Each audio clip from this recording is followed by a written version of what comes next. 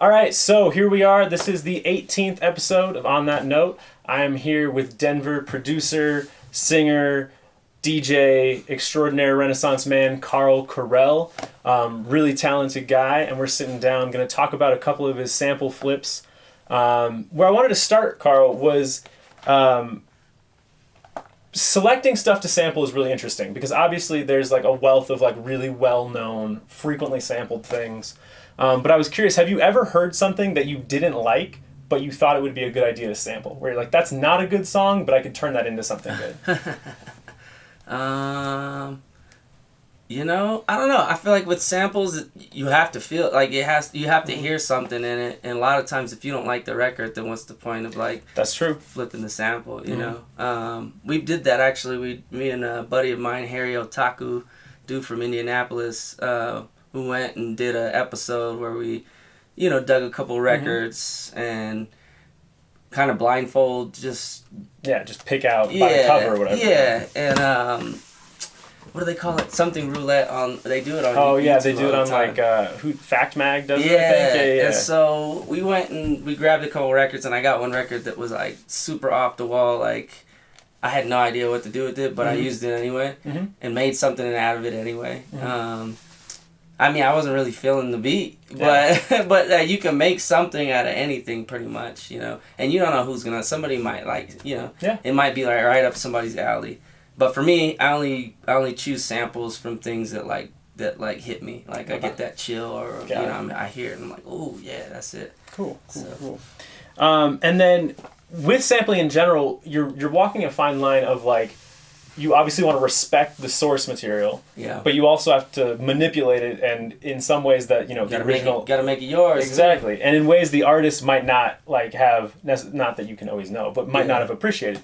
So how do you balance like making sure that you're being respectful of the music while still making sure that you're making something that is completely off the wall or your own? Yeah, I think it depends on. I mean, when it comes to sampling, depends on what you're sampling. So if you're sampling like a vocal that is a well-known vocal piece from Ray Charles or whoever, you gotta make that known, like this is the forefront. You gotta kind of pay homage to it. So you gotta at least leave some of that in the actual track when you're building over it.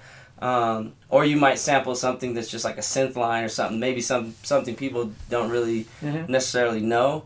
And in that case, you can kind of just go crazy with it and do whatever. I feel like it only when it comes to like vocals or like something that's a well-known piece, that's when you kind of gotta like, pay a little respect and like, and sometimes, you don't know if it's gonna come out doper or if it's not gonna be. Sometimes it might not be the one. Yeah. But that's what it's called, experimenting. Yeah. It's called sampling. So you sample it, you see where it's going to go, and you kind of go from there. And that's interesting that you are actually making a distinction of like, all right, if this is kind of like a well-known, more vocal hook, like I'm going to give it more space to be itself. Yeah. That's interesting. That's cool. So the one sample that I really, really loved that I wanted to pick out was off your Breaking Barriers EP. It was like 5 tracks. Yeah. But you did a flip of In a Sentimental Mood. The Coltrane Duke Ellington tune. Yeah. So I had a couple of specific questions off of that track. I don't know how well you remember it. Hopefully. I remember the record that I pulled from. Yeah. Cool. So shortly after, you have like 20 seconds where it's kind of the riff, the main piano part kind of slowed down at the beginning, and then it speeds up, and there's this like metallic kind of scratching, rolling, percussive sound. It's like little, like almost like sounds like metal balls, kind of. What was that, and where did that come from? I think that was, especially I have a ton of kits. I think it was a percussion kit. Okay. And it was mixed with something else. It was a percussion kit. I'm pretty sure it was like a Native Instruments percussion kit, like one of their basic ones. But it was mixed with a sample from like sounds, either a sounds pack or a splice pack. It was mixed with one of the sounds from there, but they were layered on each other. So it gave it almost like a shaker sound, but a more metallic sounding sound because it was layered. It was like a percussion shaker with like a metallic effect sound on the top of it. I don't remember the name of the specific sound, but Yeah, it was just layered. Yeah, layered and it was a great sound because it was like it had the shaker-esque. It filled that kind of role while sounding very untraditional because it sounded almost like Northern African, kind of like when you hear some of those rhythmic elements. So what in that sample led you to be like, that would fit? Was there anything in particular where you were hearing that, or were you just messing around with sounds? No, I mean, I originally that piece, I made all those pieces for dancers. Okay. So Breaking Barriers is a event that my homegirl Lisa puts on every year, and she basically takes like 7 dancers from different styles, like breaking, ballet, like all these different styles. They come together for like a week and then create a whole routine based on music. Dang. And so I just basically took a bunch of different music, a bunch of different sounds, stuff that she was like, oh, we really like this, we like that, and then added like this jazz element to it. And we wanted to do music from like the 1920s and then go from the 20s to current time. Okay. So the Coltrane thing was like the 3rd record in, Okay. and it was like the 40s or somewhere around there, and it was very jazz-esque, and the sound is like the beginning is kind of like this sad, kind of piece, but then it turns into like this upbeat groove, and that's kind of what I wanted to showcase, especially when it comes to dancing. So much emotion is in it. Give them a wide range of So I wanted to give them, because when they're dancing, you don't want it to be too long of something, because then it just gets boring. Yeah. It's like, then people kind of lose interest. So I wanted the piece to change within like every 30 seconds to something different, and so that's kind of how that piece came. And I just wanted to make it groovy, so I took a lot of funky groovy elements and just kind of chopped that sample up to it. Yeah, that sounds like a really rad event too, like a really cool way of combining. It's dope. It's really dope. And speaking what you did about making it shift every 30 or so seconds. Yeah. One of the questions I was thinking about is, in dance music and electronic DJ, kind of that area of music, repetition is obviously really important. Yeah. Because you want a crowd to be able to get comfortable in a groove. Yeah. But at the same time, obviously, if you go too long, like it gets just really switch it stale. up. Yeah. So how do you approach repetition, and in what circumstances are you more willing to like hang on for something a little bit longer, or where and how do you switch that up? I think especially when it comes to DJing, it depends on like who you're DJing for, who your audience is. Obviously clubs, you're gonna play like not even a minute of each song. You're gonna quick cut into a lot of things. At a lot of places, you'll keep the tempo, fairly similar, and then like when it starts to feel like okay, it's time to switch it up, and you want to go to a totally different tempo. That's the change up, but you'll feel it. There's no written law of how to do it, For me, it's more of just reading the audience, reading how they're reacting to the music, and then kind of going from there. Sometimes you might need to hit them with something like slow to kind of break it up, People have been dancing too long. They want to like hear some sort of anthem song that they can sing along to and just kind of sway a little bit, and then you hit them back with something else. But yeah, I feel like, if it's too long, then it's, people get bored, so you always got to keep people on their toes. Don't stay with the same BPM or the same rhythm for too long, or else, you're doing a little too much. So, and you don't want to like keep changing it up, because then nobody can get into, like you said, the groove of things. So yeah, I think that's the biggest, that's kind of the biggest takeaway I'd say from there, especially as a DJ. When it comes to production, that's a different thing, because like when you're making a song, obviously songs are anywhere 3-4 minutes long nowadays, or even shorter than 3 minutes, but you don't want it to be like the same thing all the way through. Of course. You want it to have, ups and downs, bridges, choruses, stuff like that, to kind of give people a little more variety. So yeah, the production side I would say is a little bit more like you can kind of get a little more experimental, but when you're DJing, it's like you're going to take the songs and you're going to play the parts that people are going to groove to and go into the next one type of thing. So got it.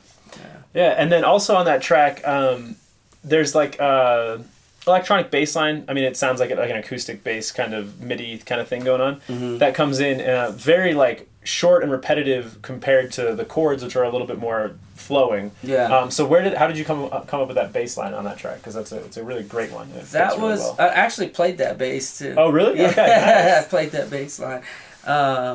I'm not the best bass player, but I could play some grooves. But that one is just something basic that people can kind of like, nod to or groove to. I didn't want to do too much, and I'm not Ken Riffey Jr., so I'm not gonna like do all kinds of stuff. But yeah, just kind of keeping along the lines of like the groove part. Okay. And just something the dancers could kind of like get in the rhythm of. That was my main thing with that, was thinking of, okay, I don't want to do too much crazy stuff because I want them to be able to like get the groove of the song. So that's really what it was. Yeah. Just coming up with the groove line for them. So. And I think it was pretty effective because it is simple, but you definitely can move to it. I mean, I can't, but they probably can. So there's a moment like at the halfway point of that song where like you kind of everything drops out and you get that really long drenched in reverb sax note that just kind of like just opens up into this gigantic cave of noise. Yeah. How did that part pop into your head, and what were the logistics of making that happen? That again is the dancers. That like it's funny because before I even made these songs or these little pieces, remixes, edits, I watched them dance. So I got to sit there and like make beats while they were dancing. I had the headphones on. I just watched them in this big room with me, and watched them dance. And these little parts were pieces I thought would be good for like a little breather. If somebody does something where they roll around on the floor and get back up, or like it kind of like pauses everything. It's almost like a very dramatic pause. Yes. And so that's really what that was, is kind of giving them something to dramatize to, Got it. And I just, for the scores, I left the scores how they were at the show. I uploaded them the same way because I wanted people to hear them how they were at the show. Because I could have edited it and made it, a short 2-minute track that just has a beat and just like, that's it. But I wanted people to just like, okay, to have the whole experience. Like why is there a big pause right here, and then they have to go and then look, oh, okay, this was for a day, this was for this kind of event, and blah, blah, blah. You kind of got to ask the questions, you know? And so that's essentially why that break is there. Okay, cool. And then after the beat comes back in, you sample a person saying, and now for my next number, I'd like to return to the classics, which in context of obviously sampling Train and Duke, that seems like a self-referential thing. Was that kind of where it wasn't from that record, though. No, it sounds like, where was it from? It was, what is it from? It's just an old hip-hop sample. It's like a scratch sample. Okay. It's like an old hip-hop scratch sample. That you know how they sell those scratch records? It's like one of those samples from a scratch record.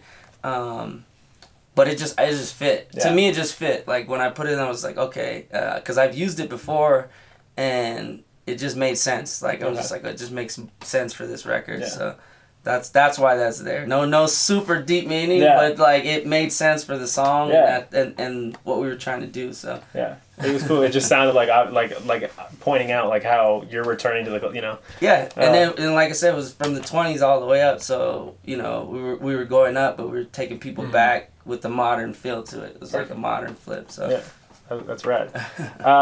And then the last question about that track specifically is, for the outro of it, you let just the original track run for like 30 seconds or so, which might, I mean, that seems like kind of a brave decision as a producer, because you're kind of having to let back and like not mess with it and like, be comfortable. I mean, it's a good record. Yeah. Like that record is a good record. I mean, just the sounds alone in it are super emotional. So like, again, the dancers, like that piece, and I think they do have some recordings of it. I might have to repost some of that stuff. I would love to see it. Because the way that they choreographed to it, and they really this whole show was put together in like days. Okay. Like, they had to basically, like, the way that their minds are, and they had to memorize this stuff. So they had to memorize like how they were gonna move, and more like they do a lot of improv during the show. Okay. But there's little things that they have to remember, like how the song sounds. So they only had like 2 days to listen to this song and be like, okay, I know there's like a break right here, so this is what I'm gonna do there.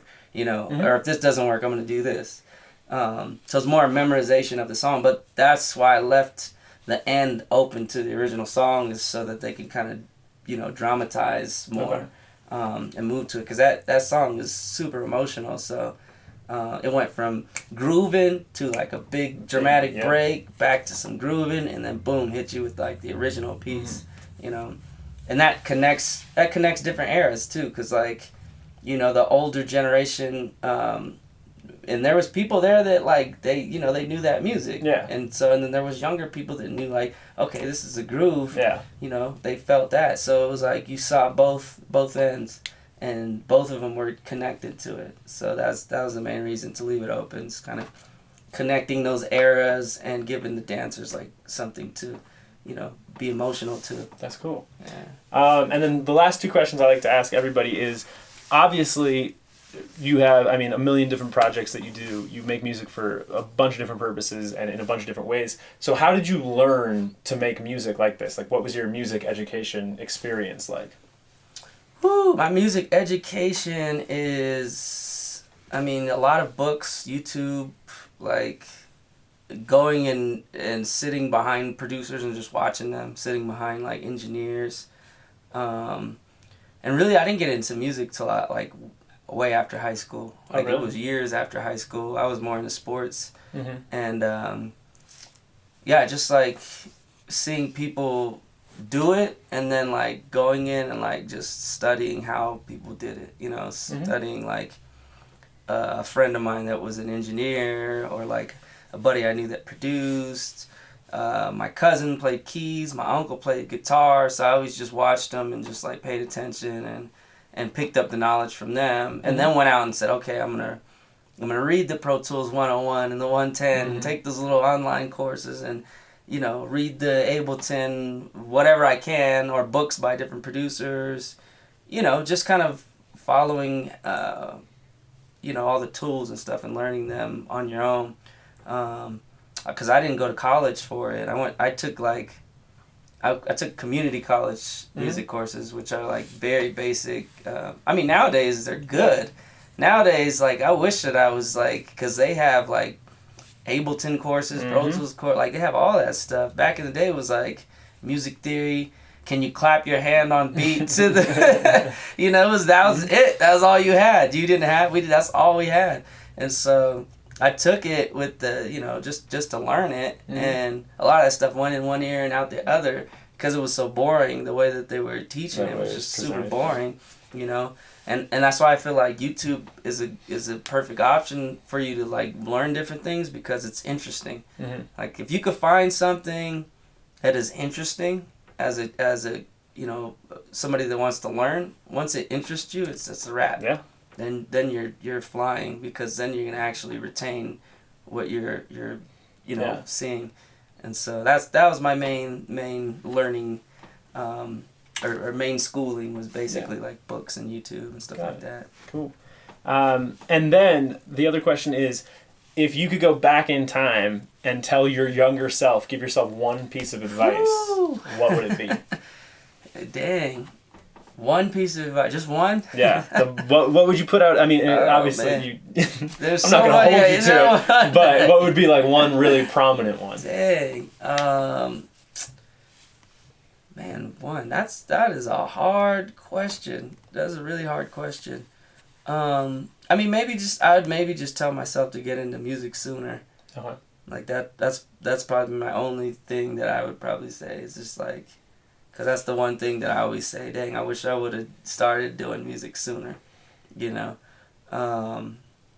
That's really it. I mean, there's a lot that I would tell myself. There's some lottery numbers I would probably whisper to myself. But beyond that, that's the main things, like just doing it. Getting into things that you want to do sooner, you know, just doing them. Because if you don't do it, then you regret it. So that's it. Absolutely.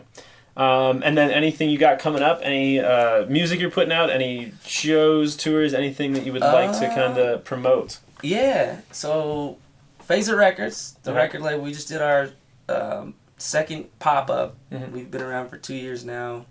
Bunch of new projects coming out this summer. Project called Just Call Me Carl. That's my live project. That's probably going to come out later this summer. Corbin Dallas is another artist that I'm producing, putting some more of his music out. Got a record with an artist named Thurs out in Los Angeles. Gonna put that out later this summer. Rick Wilson, another artist from Chicago. We're working on a couple of records. Femdot, another artist from Chicago. Working on a couple records with. Rich Jones, Chicago as well. Got a couple of records. I saw him on your story or on your Instagram the other day. Right? That's my guy. Yeah, he's a good dude, man. So we got some records coming out. Artist named Shalom. She's doing. I think that's how you pronounce. I always mess her name up because I'm terrible at pronouncing people's names. Which is why you spelled your name like you did. There you go. Just to mess with people. That's how I do it. But she's got a really dope album she's working on, and I did a remix for her. But her album's gonna be fire. We got a record coming out, and then Slade. He's another Chicago dude. Wow, so you got a lot of Chicago dudes. A lot of Chicago family out there. We're working on a record. He actually just put out, executive produced an artist named Jamila Woods. Have you heard? Yeah. He executive produced her whole last album, and man, it's good. It's good. So I'm excited to put one out with him and get some stuff rolling. But beyond that, DJing, producing, just make sure to follow me online. I'm all those posting links all up will be there and in the description. Yeah, ton of summer stuff, and hopefully we'll just keep it rolling to the next year. So. Perfect. Well, thank you very much for sitting down with me and sharing your knowledge. I appreciate it. Right on. Absolutely. Appreciate you.